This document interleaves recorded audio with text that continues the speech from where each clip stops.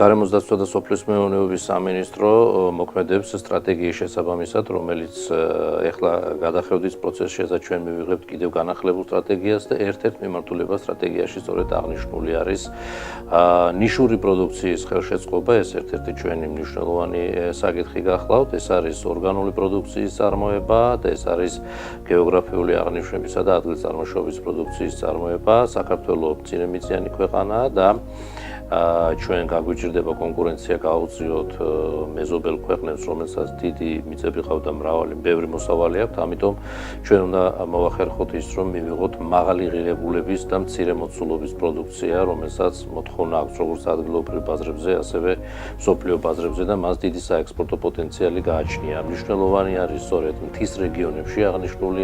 მიმდინარეობის განვითარება, ვინაიდან ეს არის ორგანული და ეკოლოგიურად სუფთა პროდუქციის მიღების დიდი პოტენციალი გააჩნია ჩვენს მთის რეგიონებს და აღსანიშნავია ის, რომ ჩვენი დონორი ორგანიზაციები არის ევროკავშირი და შვედეთი და ავსტრია, რომლებიც კონკრეტულად ეხლა ახორციელებენ პროექტს ჩვენთან საქართველოში, გრეტა ჰაბი,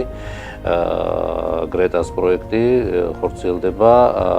სწორედ ამ მიმართულებით და ჩვენ მასთან თანამშრომლობთ ძალიან ინტენსიურად. ასევე შვედეთსა და ავსტრიას აქვს სწორედ მთიან რეგიონებში აღნიშნული მიმართულებით ძალიან დიდი გამოცდილება და ჩვენ გვიზიარებენ მათ ამ გამოცდილებას და აღსანიშნავია ის, რომ 15 ნოემბერს მიმდინარე წლისა რაჭა-ლეჩხუმის რეგიონში ცაგერში გაიმართება პირველი შეხვედრა კონფერენცია დონორი ორგანიზაციის მონაწილეობით, გარემოსდაცვა და სოფლის მეურნეობის სამინისტროს მონაწილეობით და ჩვენ ვისაუბრეთ სწორედ ამ თემებზე, თუ რა კონკრეტული აქტივობები უნდა განვახორციელოთ ჩვენს მთიან რეგიონებში ორგანული პროდუქციის წარმოებისათვის, რა ხელშემწყობი კონკრეტული ინიექციები უნდა განვახორციელოთ და იქნება ასევე აქ მცირედი გამოფენა, სადაც ჩვენი სტუმრები დაათვალიერებენ იმ პროდუქციას, თუ რა პოტენციალიც გააჩნია საქართველოს ორგანული პროდუქციის წარმოების